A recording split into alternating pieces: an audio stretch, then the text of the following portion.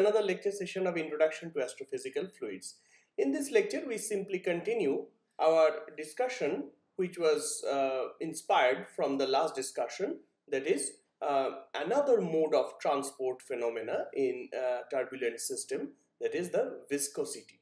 Okay, that means the transport of the linear momentum. So in the previous discussion, we talked about the diffusion in a turbulent medium, where mostly the density is transported. Now in this lecture, we will discuss the transport of linear momentum. And as you know that whenever in a system you have some fastly moving layer which is being adjacent to some slowly moving layer, then both the layers, by the virtue of viscosity, will try to reduce their relative velocity. So the faster one will try to accelerate the slower one, and the slower one will try to retard the faster one, right? That's the story. Now, what happens if this type of transport phenomena takes place in a turbulent medium? Is there any additional role of turbulence? Okay, so for example, so we just saw that in case of a turbulent medium, in general, if you start from the first principles, just because the turbulent displacements are random, then you can actually show that their mean square displacement, they actually make some linear relation with the time, and for times which are very, very greater than the correlation time of the system. Okay, so now in this lecture we will try to investigate whether we have same type of effect, that means some effect, whether so what was our conclusion? That the transport of density, or how to say, the diffusion process was actually enhanced by the turbulence process, right? And that was actually very easy intuitively to see that as turbulence means that the random motions of fluid packets from here to there with random velocities, then to be very honest, that this type of motion would surely help in mixing. There is no big surprise, right? Now, whether this is the same case for the transfer of or transport of linear momentum, that means if instead of a laminar motion your system has some viscous effect, so is a turbulent medium just show the same type of effective viscous effect, or it can modify the viscous effect to some other value? That's exactly the question we will try to answer here. So for that, we have to understand how turbulent viscosity affects the Navier-Stokes equation. Now, it is true that we have talked several times about turbulent viscosity, but we don't know how to introduce them. So first of all, we will try to formally introduce turbulent viscosity. So of course we know in Navier-Stokes equation, okay, so if you remember Navier-Stokes equation, so you have terms like del V del T plus V dot nabla V, that is the nonlinear term, and then there should be some gradient of P by rho term, plus there will be some external force term, plus there will be something called this mu by rho divergence of V, plus mu by 3 rho gradient of divergence of V. Okay, these last two terms, they are the you know that they are originated from the off diagonal part of the stress tensor, and they constitute the viscous effects, this one. Okay, now if for simplicity we just take an incompressible fluid, then you know that the resultant viscous effect is totally represented by nu times, nu is nothing but mu by rho, so nu is the kinematic viscosity, nu times nabla square or Laplacian V, this will be the resultant viscous term, okay, or the surviving viscous term. So if this term is there, of course we can easily understand that this is the normal molecular viscosity, and molecular viscosity. And the question is that in the presence of turbulence, okay, whether the viscosity, all the viscous effects are only due to this mu, or there should be some extra effect. So we just write down the incompressible Navier-Stokes equation at first. Okay, one can easily study with compressible equation, but compressible Navier-Stokes equation, but just for simplicity, let us first check that what happens to the linear momentum transfer for an incompressible fluid, because this is first of all analytically simple to handle. Okay, so we just take ddt, del del t rho vi, where of course you know that rho is the constant density. Okay, rho vi is equal to rho times fi. This is the ith component of the body force, this is the ith component of the linear momentum, plus del xj minus p times Kronecker delta ij. So this is the pressure gradient force minus del xj rho vi vj. So this is nothing but the inertial nonlinear term. Okay, so if you remember that another way of writing, so one way is of course writing the Navier-Stokes equation as like del v del t plus v dot nabla v times rho and is equal to the right hand side. Another way is to write is del of rho v del t, and then the second term, the nonlinear term, should look like this: rho divergence or rho v tensorial v is equal to minus gradient of p and other terms, right? Exactly, here we are taking this second way of writing, and so this is the nothing but the divergence of rho v tensorial v. Okay, this is the viscous term, and a priori we have not assumed that mu is a constant. We have just made mu inside the del xj. Actually, also both for rho and mu we have not yet assumed explicitly they are constant, but one thing is true, that here it is evident that the divergence of v part is assumed already to be 0, because otherwise the viscosity would have two terms. Okay, so this is incompressible fluid, and actually rho and this rho, they are practically constant, okay, in both time and space.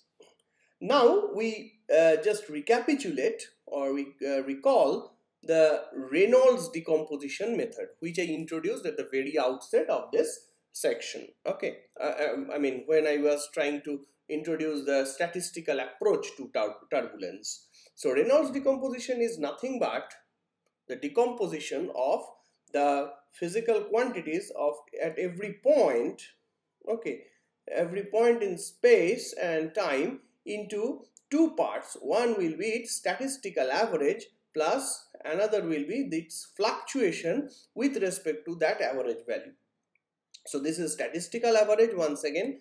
So the ith component of the velocity can be written like this. So this is mean velocity plus the fluctuation velocity. The pressure is mean pressure plus fluctuating pressure, and this is the body force. Ith component of the body force would be equal to the mean force or the average force plus the fluctuation part of the force. And of course you know that by definition or by construction, any quantity which is fluctuating, for example p fluctuation, its average should be 0, right?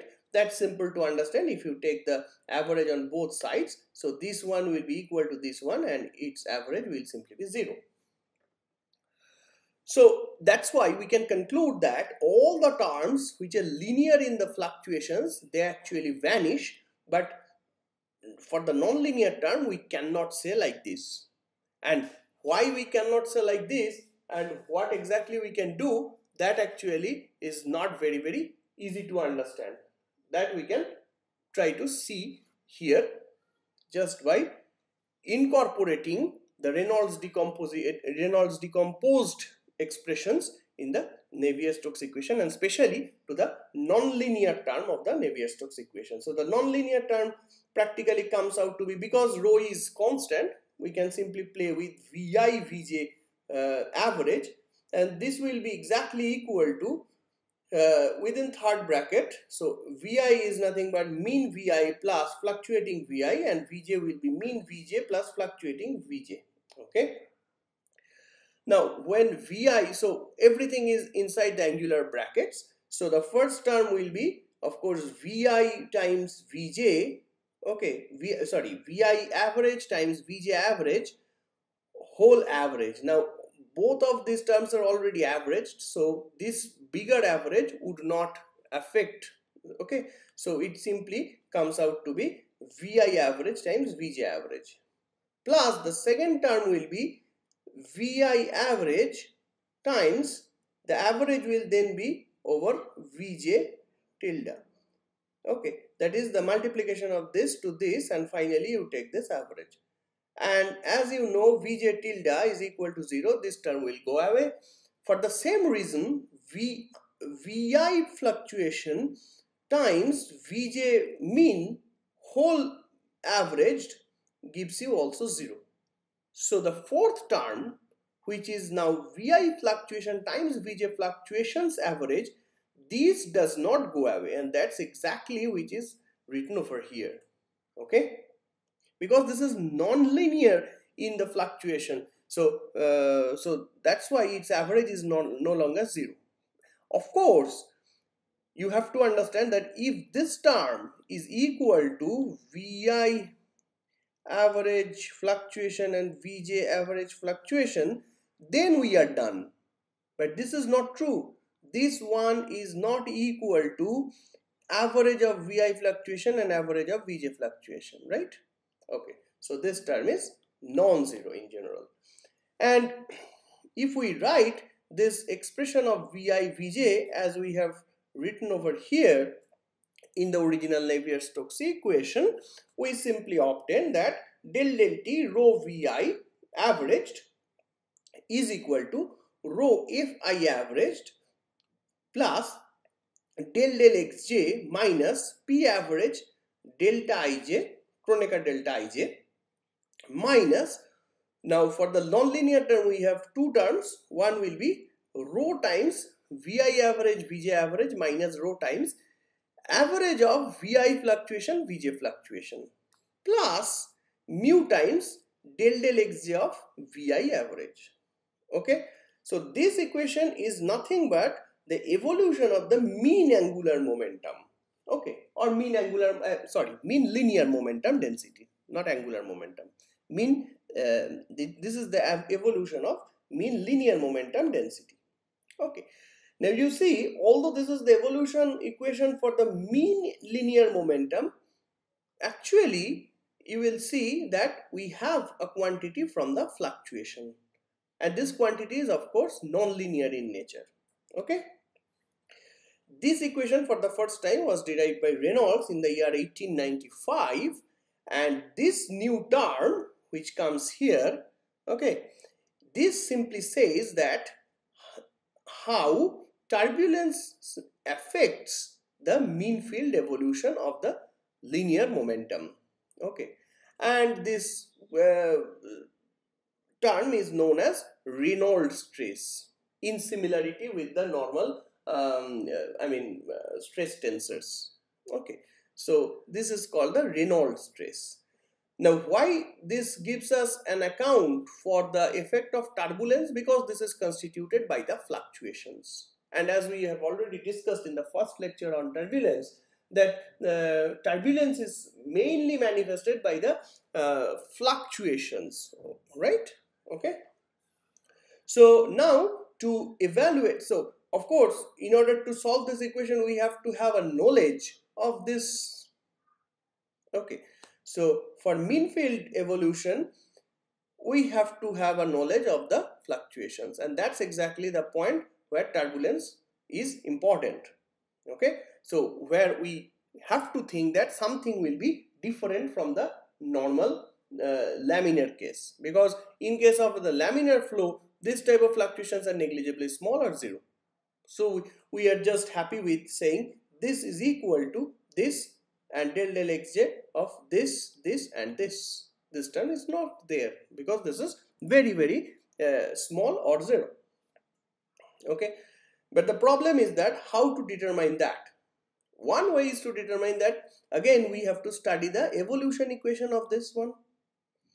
But if you do the evolution equation of this one and constitute the equation for this, you will see that you will again be trapped in the classic problem of the closure due to hierarchy. That means del del t of 2 point, del del t of, so what is this? This is the fluctuations of 2 point functions, right? So in a sense, this is a measure of correlation. Okay, this is the measure of correlation. So the correlation of 2 point, when we are trying to study its evolution, is associated, you can see actually by calculating analytically, it will necessarily associate 3-point correlation functions. And if you want to calculate del del t of this 3-point correlation function, let's say vi, vj, vk, then you will have a 4-point correlation function. So it will go forever. This is the same type of hierarchy problem which we already encountered when we were talking in terms of BBGKY hierarchy. Okay, so what to do? Of course, the solution is that we have to, as we have done also before, that we have to close the system in some artificial way.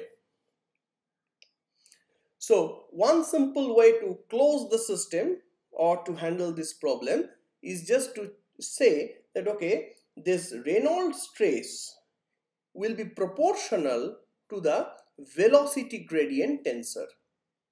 Okay, so if you can do that and you just say that the proportionality constant will be minus some constant, let's just say I call this, for instance, dt, d capital T.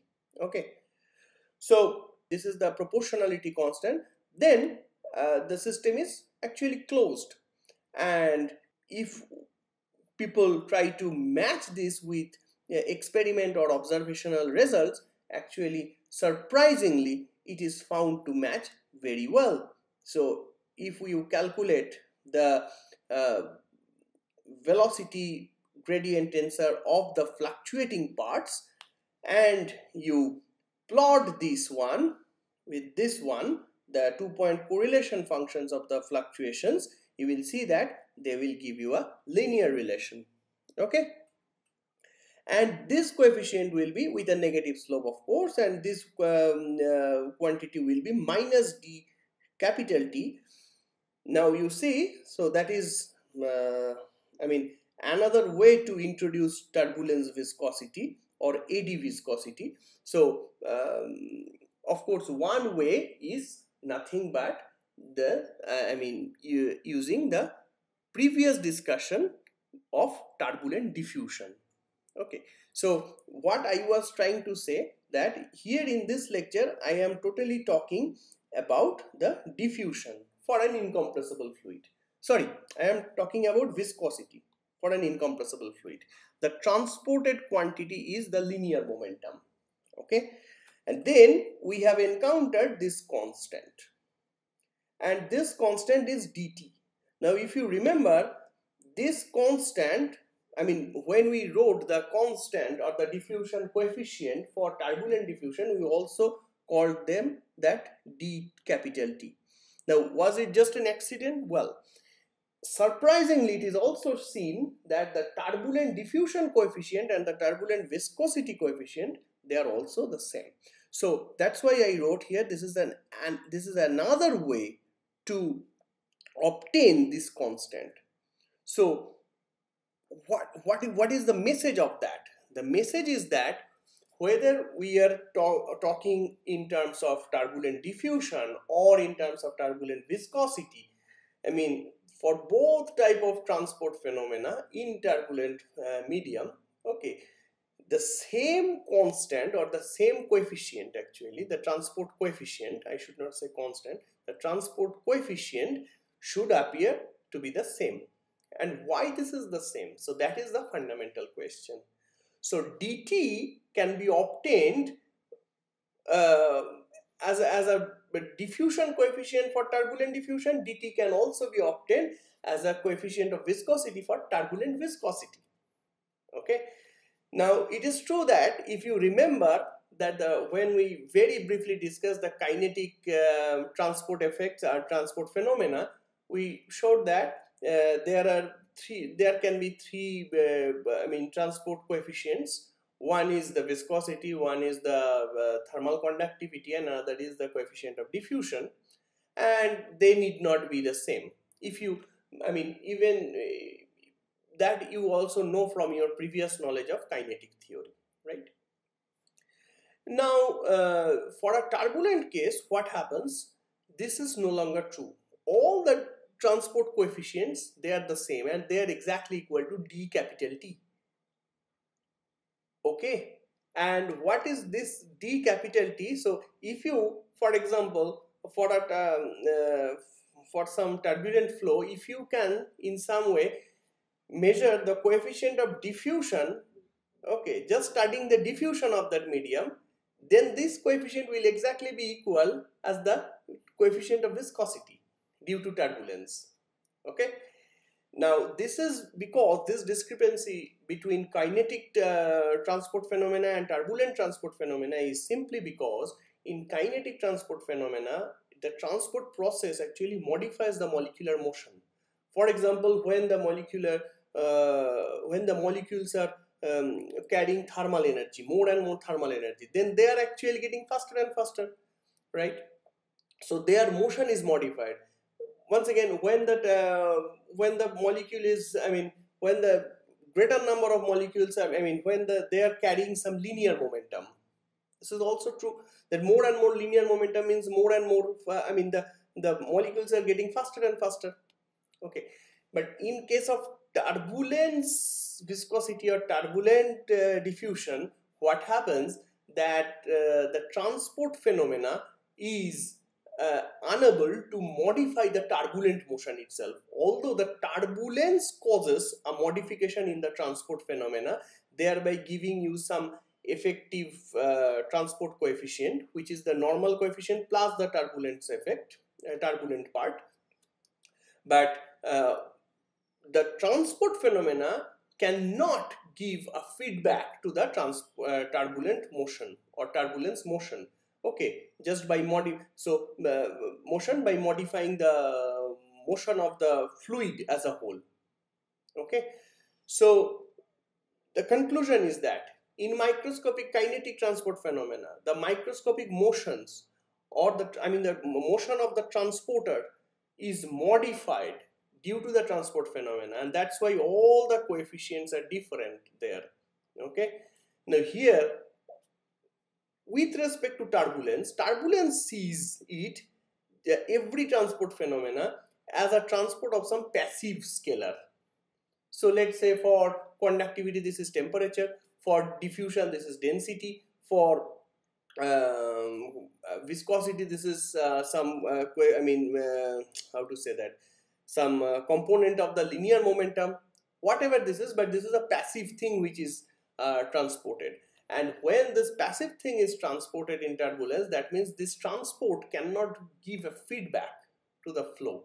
Okay, so I think this is a bit advanced topic to discuss. So if you are interested, you can go through the reference books, okay, of this course which was suggested, and of course in any non-equilibrium statistical mechanics book can also be helpful. Okay, so so the final message is that in case of turbulence, whether this is turbulent diffusion or viscosity, the coefficient of transport phenomena remains the same, and that's exactly what we are trying to say here, that we have obtained this one for the second time actually, one in the turbulent diffusion framework, one in the turbulent viscosity or eddy viscosity framework. Okay, so this is also known as the coefficient of turbulent viscosity or eddy viscosity. Now coming at the very end, I will emphasize on 2 points. One is that in astrophysics specifically, this turbulent viscosity is very, very important. Why? Because in general, for explaining the efficient angular momentum transport in normal accretion disk and also in, so I have to somehow write in normal accretion disks and galactic disks. Okay, I mean, just the consideration of molecular viscosity is not sufficient, and then you have to take this turbulent viscosity effect to be into account. Another case is that we have already discussed while discussing the effect of rotation, that for slowly rotating stars, after some time, okay, even if at the very beginning, it has some uh, it can develop some differential rotation, but at the end, due to viscous effects, the star actually ends up rotating with solid body rotation, and molecular viscosity is totally inadequate to prevent this differential rotation. Then also you have to take turbulent viscosity into effect. Okay, so these are the points or astrophysical interest for which one should study turbulent viscosity more in detail. Basically, you can see there are research papers on the role of turbulent viscosity or eddy viscosity in accretion disks. Okay, and also in the slowly rotating stars. Please go through them so that you can have you can have an exposure to the current status of the research of the set field. Okay, so this is all about mostly the transport process in a turbulent medium. In the next lecture, I will discuss very briefly the turbulence in an MHD fluid, and also a brief general overview of in a global view of turbulence in the world of astrophysics. Okay, thank you very much.